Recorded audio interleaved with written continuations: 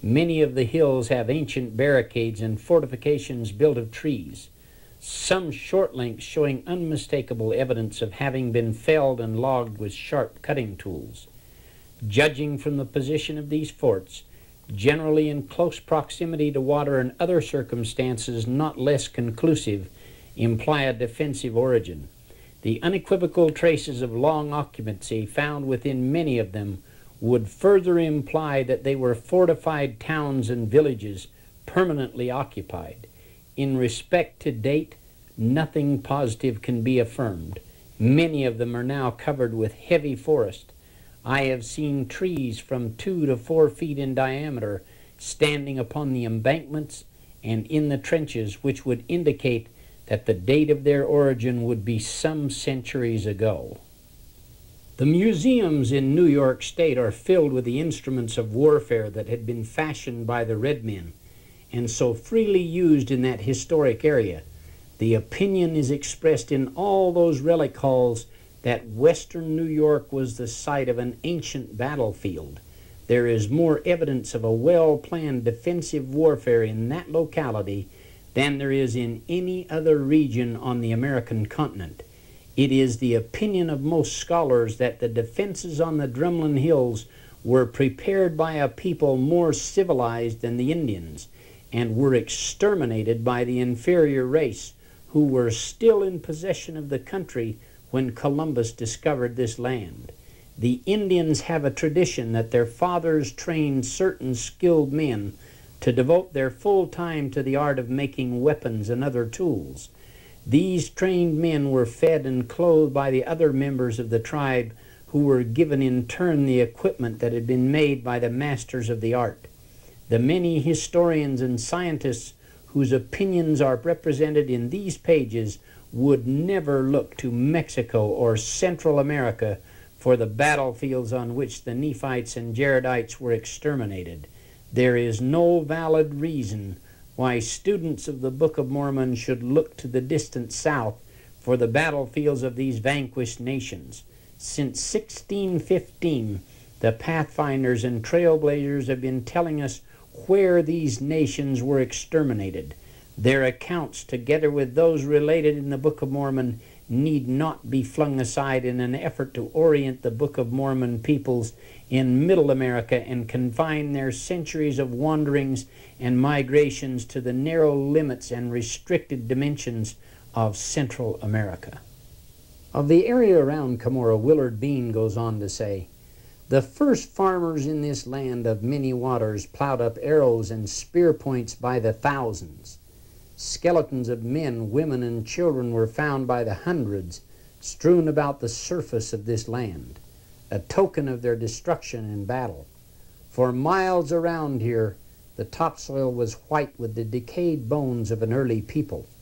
The Reverend Samuel Kirtland, who spent some years as a missionary among the Indians in Genesee County, wrote extensively about the ruins he found in that region. He describes the moats 5 or 6 feet deep around the forts. He describes the remains of 6 gates in the walls. He concluded his description with this paragraph: "From many concurring accounts which I have been able to get from Indian historians of several tribes, there are well-defined traditions that long before the white men came, there was a great war in these parts that lasted many moons. An old gray-haired Indian told me that he and his progenitors before him had tramped over these hills and among these ruins, and that many ages of trees had grown up since the great battle took place." He said that his people at that time knew nothing about firearms, but that they fought with bows and arrows, javelins with sharp points made of bone, deer horn or flint, of stone slings and catapults to throw stones. He said also that his forefathers wore jackets or body coverings made of willow or split wood. They also wore caps or coverings for their heads of double thickness to withstand the blows of clubs and death mauls. Some affirm that their old men had told them that thousands were slain, that the ground in and around the forts were covered with dead bodies. Those within the forts were thrown into hurriedly dug pits and covered with stone and earth to keep them from stinking, as they were besieged for a long time. Those killed on the outside of the forts were left to bleach upon the ground or be devoured by beasts. Now let's go on and read about the many forts found around Cumorah, which is in Ontario County, New York, and those forts found in Livingston, Monroe, and Genesee counties, which run continuously 60 miles west of Cumorah. Professor E.G. Squire's book, Aboriginal Monuments, is filled with descriptions of the fortifications found in the various counties in western New York. More than 1,000 sites in Ontario, Livingston, Genesee, and Monroe counties. Nearly 500 sites chartered in Monroe County alone. In Genesee County are over 100 fortified hilltops and strongholds, and similar number of burial sites in nearly 50 true mounds. It thus appears that long before the coming of the white man, this region was settled by active and vigorous peoples. Their villages were along rivers, creeks, and lakes, their camps upon the hills, their fortifications in strategic places difficult to assault. There is not an area of like size in the United States, east of Ohio, and north of the Mason and Dixon line, where evidences of Aboriginal occupation are so abundant.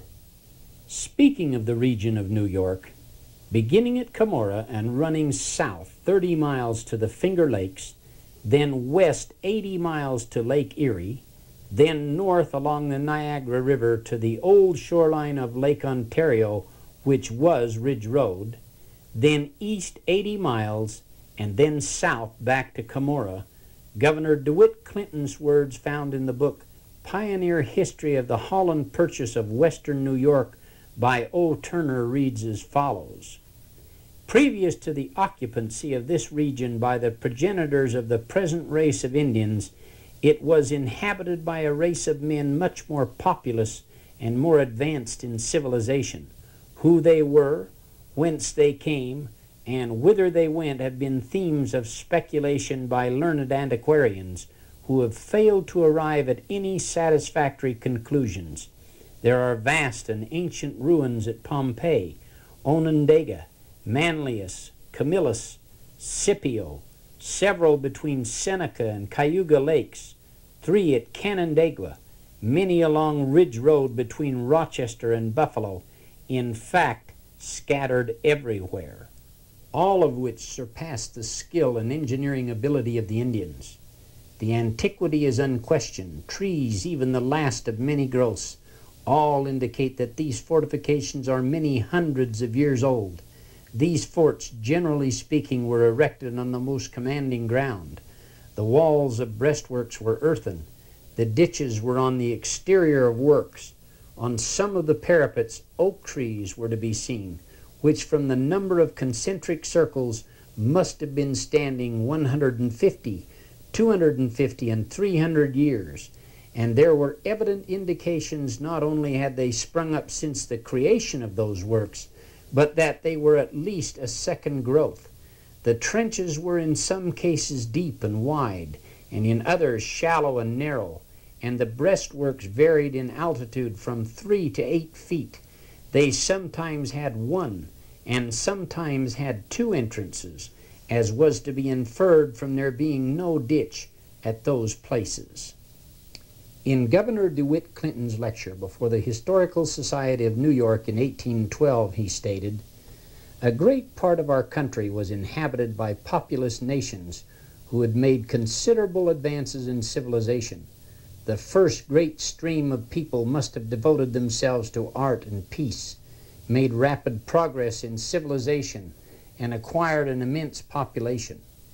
In course of time, discord and war broke out, compelling them to construct numerous and extensive works for protection, and these fortifications are the only remaining monuments of these ancient and exterminated nations. Who then wrought these works? That they were done by the hand of man there is no doubt, but by whom and when, and for what purpose, must remain at present inexplicable enigmas.